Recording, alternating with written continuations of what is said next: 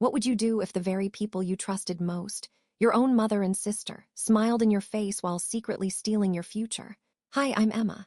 I thought I knew what betrayal felt like, but nothing prepared me for that barbecue in Austin when my unemployed sister flaunted a brand new luxury SUV, bought, as it turns out, with the very savings I spent years building for my daughter's dream trip. And the cruelest twist, my own mother helped her do it. This is a story about secrets hidden in plain sight, and the kind of betrayal you only see when it's too late. But it's also about finding the truth, reclaiming what's yours, and learning that sometimes justice starts with heartbreak. If you've ever trusted someone who used your love as leverage, stay with me, because what I uncovered next will shake you. It was one of those perfect Texas afternoons, bright sun, the smell of brisket in the air, and laughter ricocheting off the wooden deck. We were all gathered at my sister Lindsay's new place outside Austin, the whole family pretending things were picture perfect. And for a moment I tried to believe it too. I balanced a paper plate loaded with ribs and potato salad, weaving between picnic tables toward my daughter Ava. She was sitting on the porch swing, her phone forgotten beside her, chewing on her lip the way she does when she's holding something in. "Hey," I said softly, nudging her with my hip. "You okay?" She shrugged but didn't meet my eyes. "Just tired, Mom." That's when Lindsay's voice cut through the party chatter. "Oh, it drives like a dream," she gushed, tossing her honey blonde curls over her shoulder. "Fully loaded leather seats, panoramic sunroof, lane assist, it's basically a spaceship." I turned toward the driveway where the object of her bragging sat gleaming under the sun, a midnight blue Range Rover, so knew it still had the dealer tags. Everyone oohed and awed. "Wait," I said, confused.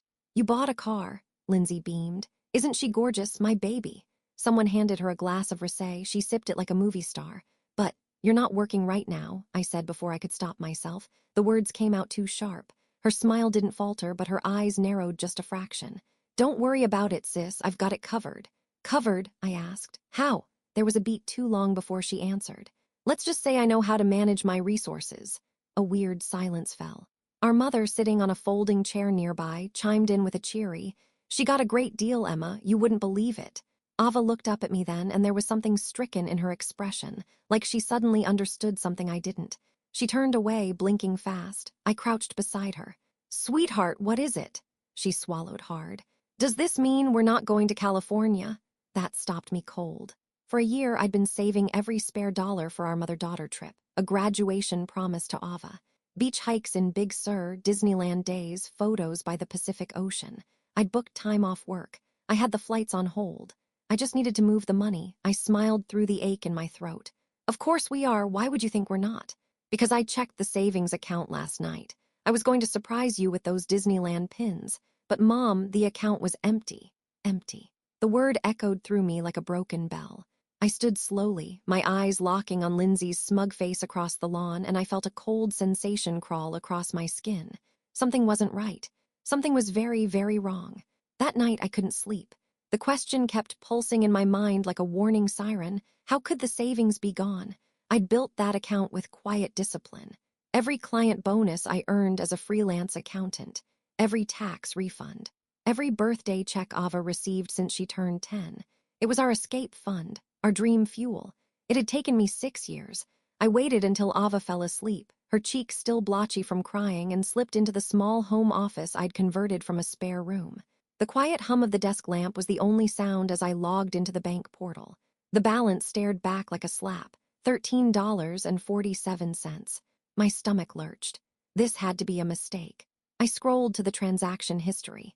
Then I stopped breathing. There were withdrawals, dozens of them. Small at first, $200 here, $400 there, then bigger. $1,500, $2,300, $4,000 in one transfer labeled emergency support. The dates stretched back nearly 3 months. My pulse quickened. Every withdrawal had a matching reference code, but the bank's vague descriptions gave no details beyond the time and routing. I copied each one into a spreadsheet, my accountant brain kicking into high gear even while my hands trembled. I wanted to believe there was an explanation. Maybe I'd authorized one. Maybe I'd forgotten. But as the total drained in front of me, one line after another, the sinking truth became undeniable. This was theft. And it wasn't random. Whoever did it was methodical, careful, but not careful enough to avoid notice. I cross-checked account access and saw something that made my heart drop. One of the linked user emails wasn't mine. It was a name I knew almost too well. Margaret L. Archer at gmail.com, my mother. I sat there staring at the screen, the realization washing over me like a tidal wave. Why would Mom have access to that account? I had opened it on my own. The only time she might have seen the account info was years ago, when I briefly asked her to babysit Ava while I was filing taxes. I had left some documents out on the table. She'd always been nosy, always curious about things that weren't hers. Still, access was one thing. Withdrawing money, letting someone else do it, a fresh wave of nausea hit me. I stood up, pacing the office in small, agitated circles, then sat down again. Then opened Ava's browser history from earlier. Sure enough, the bank's site had been searched. She'd seen the zero balance. My own daughter had found out before I did.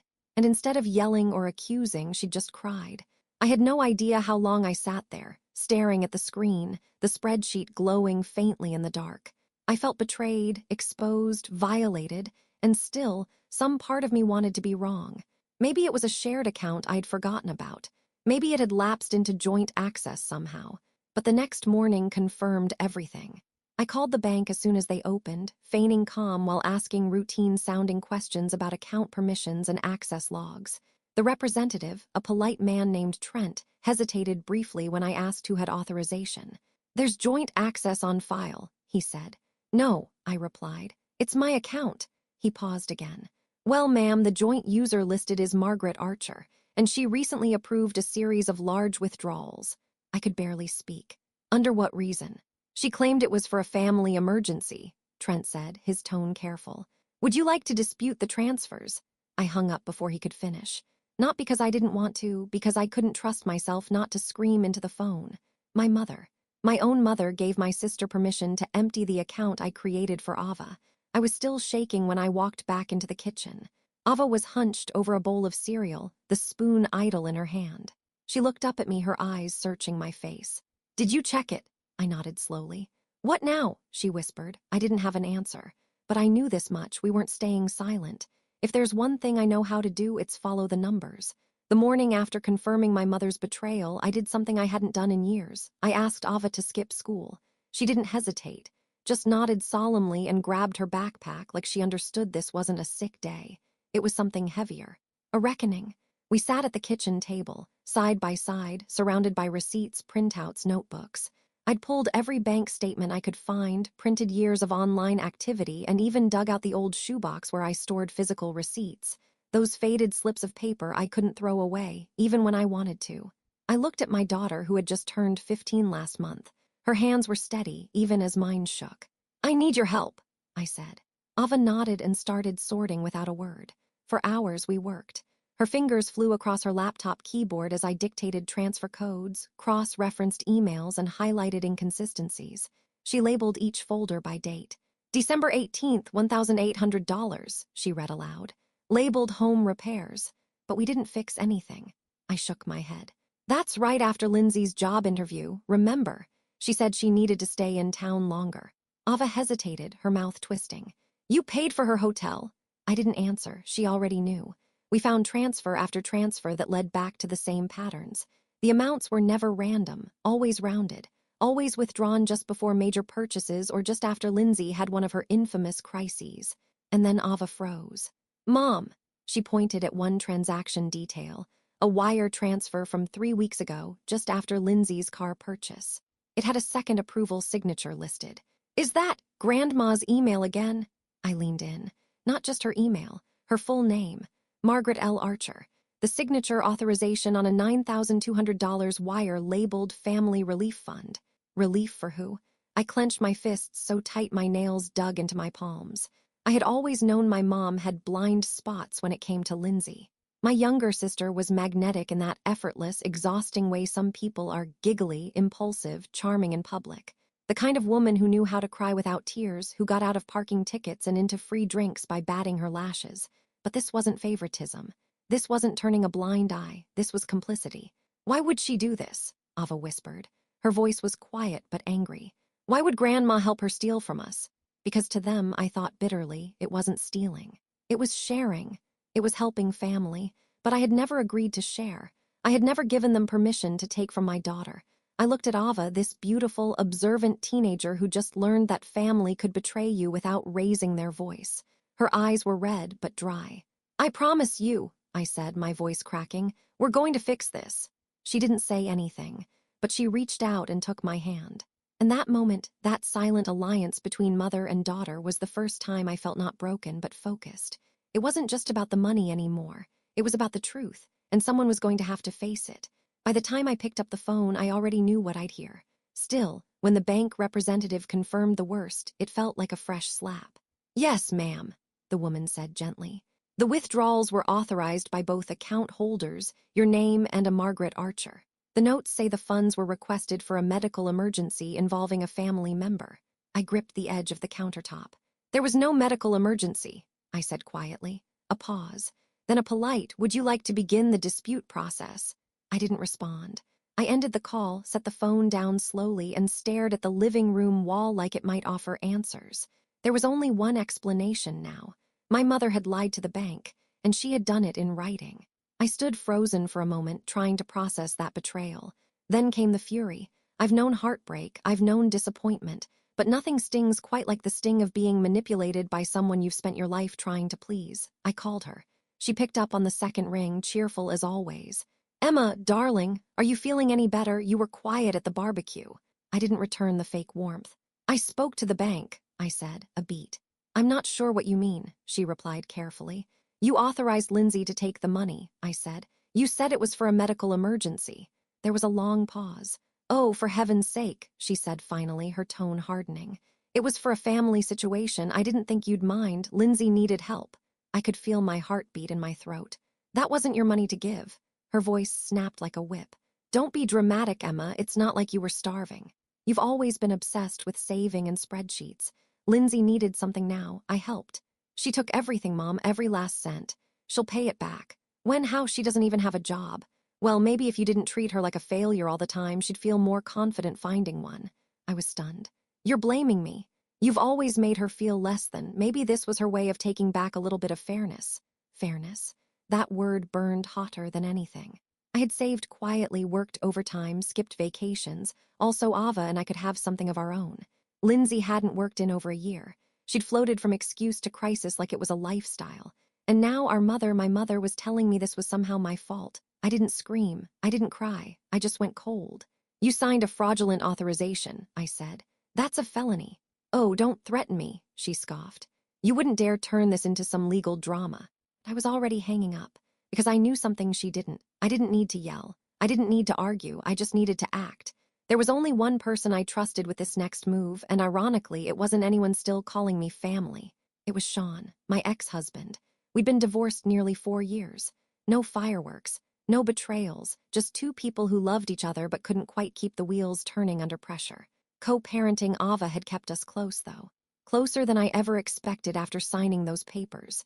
Sean picked up after 2 rings. "Emma." "Hi," I said, and my voice cracked. "Can you come over?" 15 minutes later, he stood on my porch with coffee in one hand and that quiet, steady look he always gave me when things fell apart. "What's going on?" he asked, stepping inside. I didn't bother with small talk. I laid it all out, the barbecue, the missing savings, the wire transfers, the forged email. Ava stayed upstairs, giving us space, though I knew she was listening through the vents. Part of me wanted her to. She deserved to see me fighting. By the time I finished, Sean's jaw was tight. "Your mom co-signed the withdrawals?" he asked. I nodded. "And Lindsay's behind the SUV?" "She's the one flaunting it," I said. "And from what I can piece together, she used that money to buy it, knowing full well it was for Ava and me." Sean sat back, folding his arms across his chest. His pie instincts were kicking in. I could see it in his eyes, that laser focus, that need to connect dots. "Do you have full records?" he asked. I pulled the folders and laptop over. "Everything. Ava helped sort the receipts. I've been tracking transfers. I even got screenshots of Lindsay's Venmo just in case." Sean gave a low whistle. "You've done half the work already." "I need to know how deep this goes," I said. "I want a timeline. I want to know what Lindsay was planning and when. I want proof." He nodded slowly. "You're not just upset anymore." "I'm done being quiet." There was a beat of silence, then Sean smiled a little. "All right, let's get to work." For the next few hours, we sat side by side at my kitchen table like we used to back when we were filing taxes or planning Ava's birthday parties. Except now, the stakes were higher.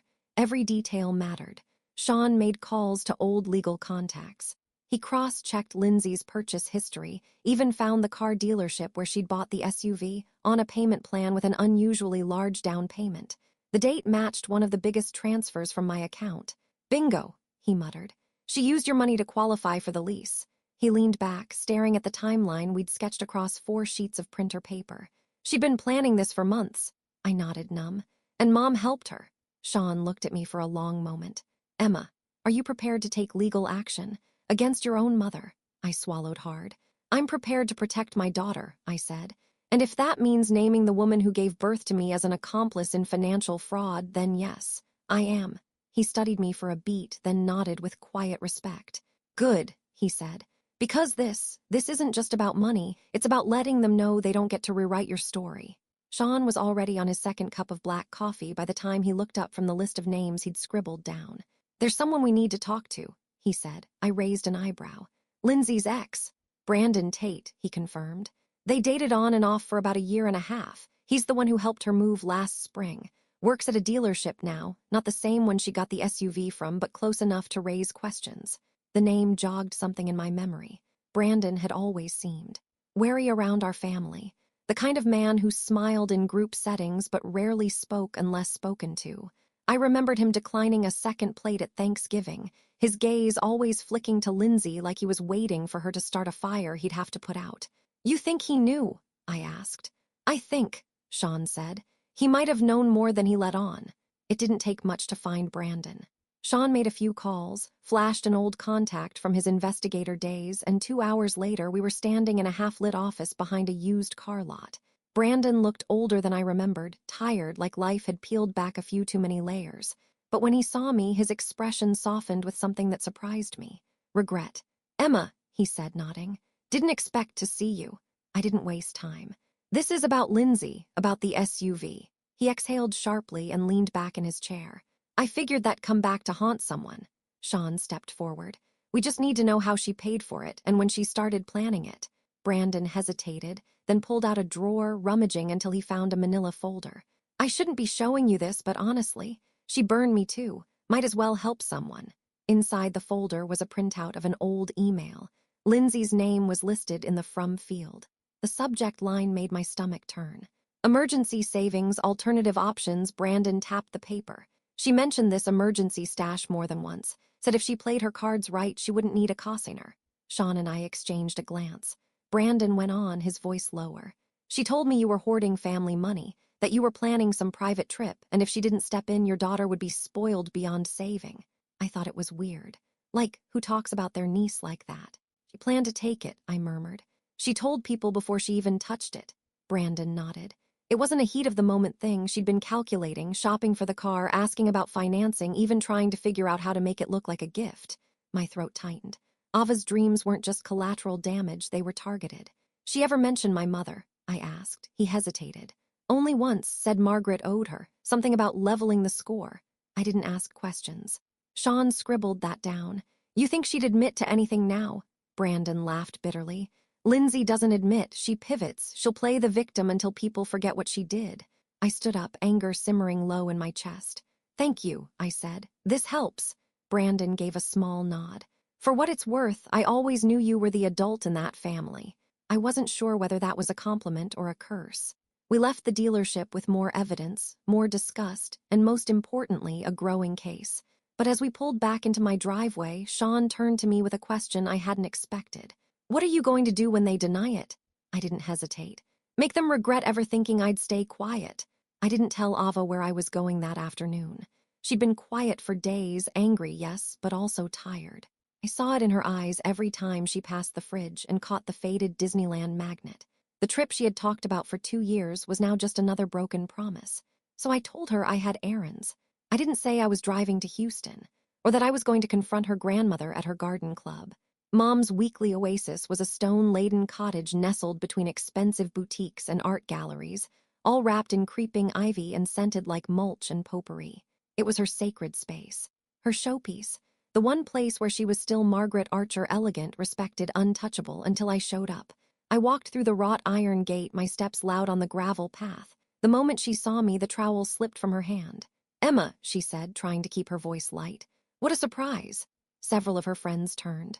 Women in linen vests and name tags, faces that knew me from baby showers and charity bake sales. I smiled tightly. We need to talk.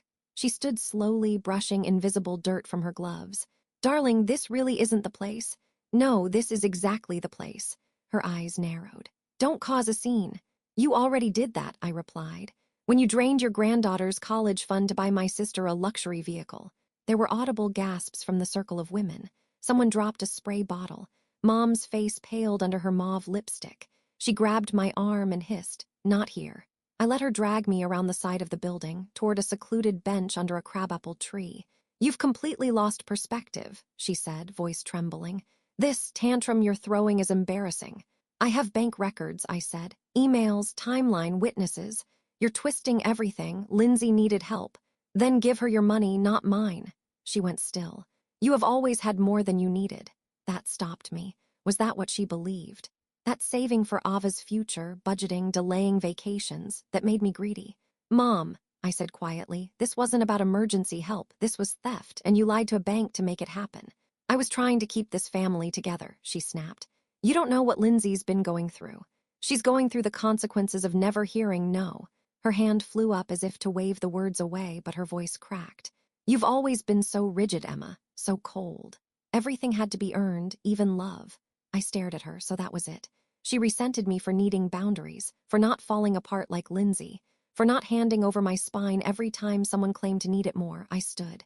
I didn't come here for excuses, I said. I came to tell you what happens next. She looked up at me, startled. You're going to get a letter from a lawyer. You'll have a chance to return the money before we file a fraud claim. Lindsay, too. Her voice was barely a whisper. You would. I would. I will.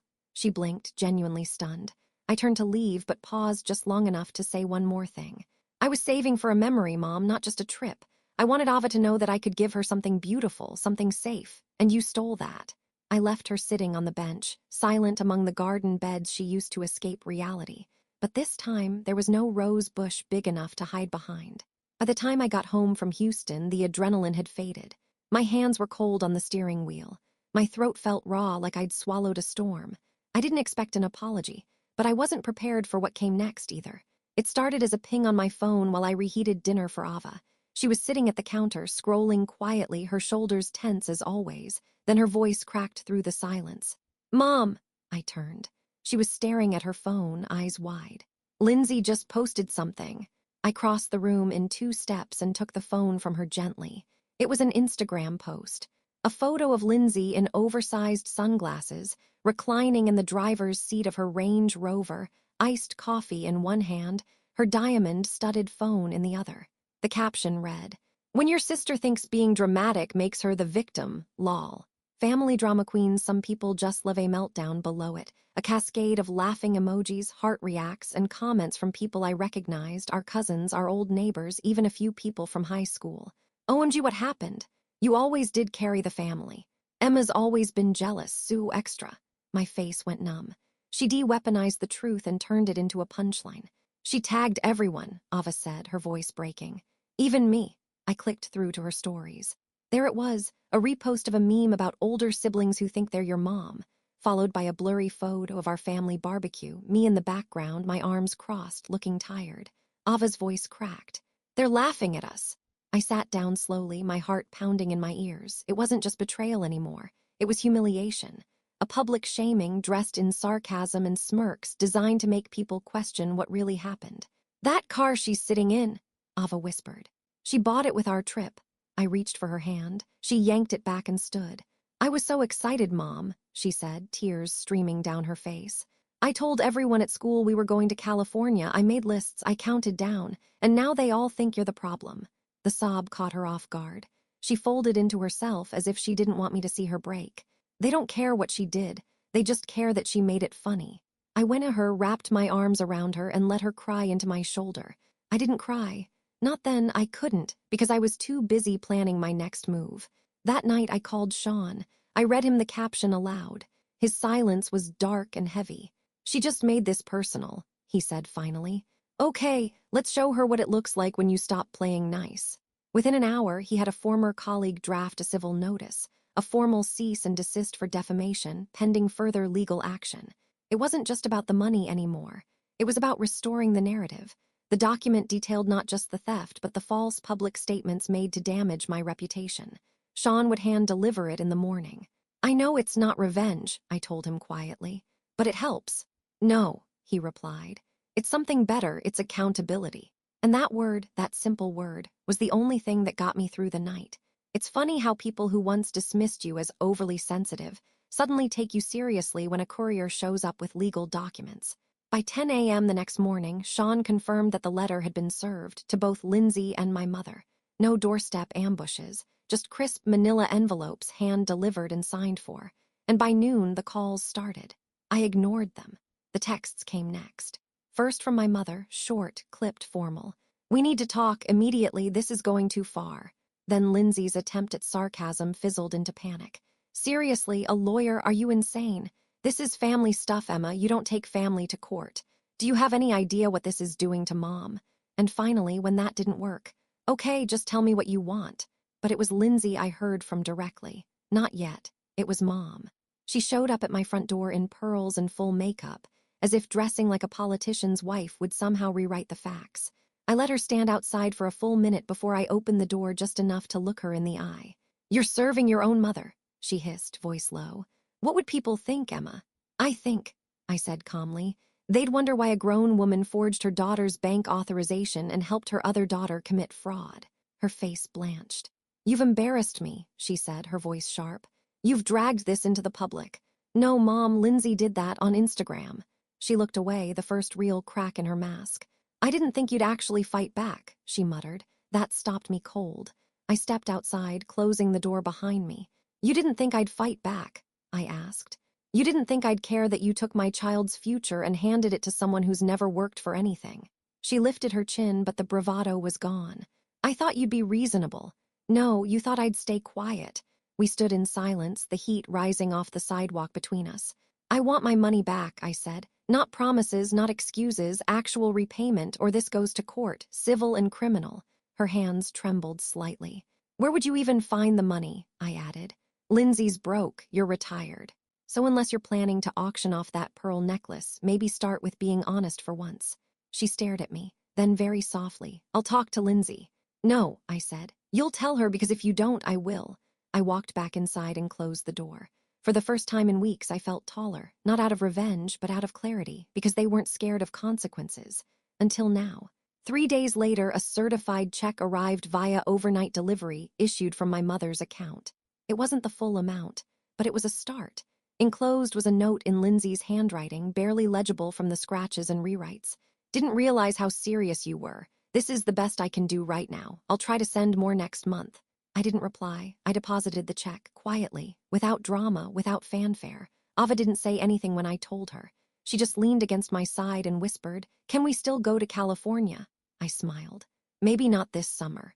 But next, we'll go. And we'll pay for it ourselves, no strings, no poison in the soil." She nodded. And in that moment, I realized it wasn't about getting all of the money back. It was about getting the power back. And piece by piece, we were. The check cleared in 2 business days. I watched the account balance blink into existence with a strange, hollow ache. $23,000, just short of what Lindsay had taken, but more than I thought I'd ever see again. I stared at the screen until my eyes blurred. This wasn't relief. Not exactly. It was something quieter, sharper, a kind of brittle victory, because the money was back, yes, but the cost of it had already left scars. Sean came over that night with takeout and the kind of silence I needed. No pep talks. No congratulations, just quiet understanding. He glanced at the printed receipt on the counter, folded neatly beside Ava's old Disneyland brochure. "You won," he said. I shook my head. "No, I collected, that's different." He nodded once and didn't argue. We ate in silence, the hum of the dishwasher filling the space between us. Ava stayed upstairs, working on her final project for school. Occasionally, I'd hear her shuffle around, less like a ghost these days, more like a girl finding her footing again. That was the real win. Later, after Sean left and the house had gone still, I logged into my travel planner app. The California itinerary was still there, untouched since January. Hotel options, beach tour, zipline packages, I didn't delete it. I saved it again under a new folder name, 2025 Earned Not Stolen. Because next time we went, it would be on our terms. No guilt, no stolen savings, no strings. The next morning, my mother called. I didn't answer. She left a message, her voice soft, tinged with forced optimism. I'm glad we were able to resolve things, Emma. I hope this brings you peace. Let's not drag this out any further. Family should stay close. Forgive and move on, right? I deleted it without listening to the rest. Forgive and move on. No, what she meant was, forget what happened, don't hold us accountable. Pretend we're still who we said we were, but I couldn't do that, because I'd seen too much now. And once you see clearly, you don't unsee it. You don't step back into the fog and call it home. Lindsay didn't reach out again. No apology. No admission. Just that scribbled note and the quiet retreat of someone who finally realized the free ride was over. But the whispers came.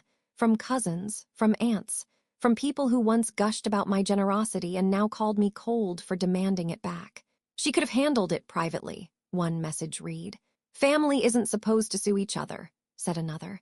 But there was one message I didn't expect. Text from Aunt Renee, my mom's older sister who'd stayed mostly silent during the fallout. It read, "You did what I never had the courage to. I'm proud of you." That one I saved, because every generation has its scapegoats, and sometimes all it takes is one woman standing up and saying, "Not anymore." The morning we rebooked the California trip for the following summer, Ava smiled for the first time in months. "Do we tell anyone?" she asked.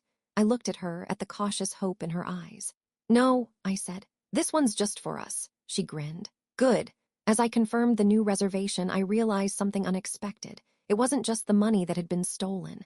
It was the belief that we were allowed good things, joy, adventure, rest, that we didn't need to earn love by sacrificing ourselves, and getting that belief back, that was the real triumph. 2 months later, I boarded a plane with Ava and Sean beside me.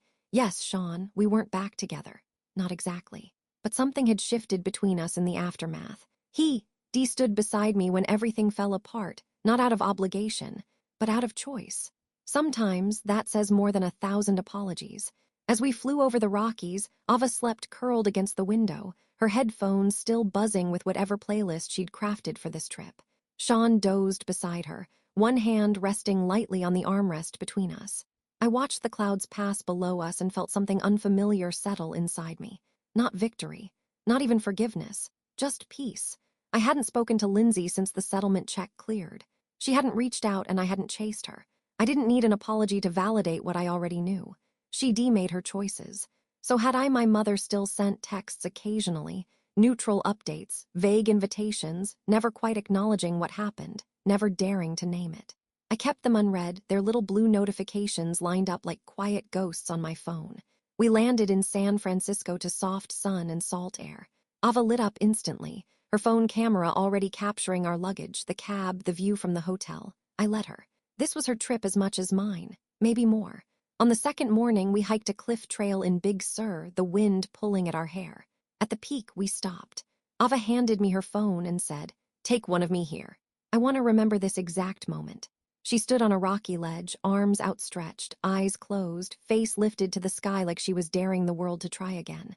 And I took the photo, because this was what I had fought for. Not just the money, not just the justice, but this peace, this clarity. On our final day, I posted one photo to my own social media. It was simple. The three of us on the beach, me, Ava, and Sean, our shoes off, waves at our feet, sunset behind us. The caption read, "Earned, not stolen." That was it. Within hours, the reactions rolled in.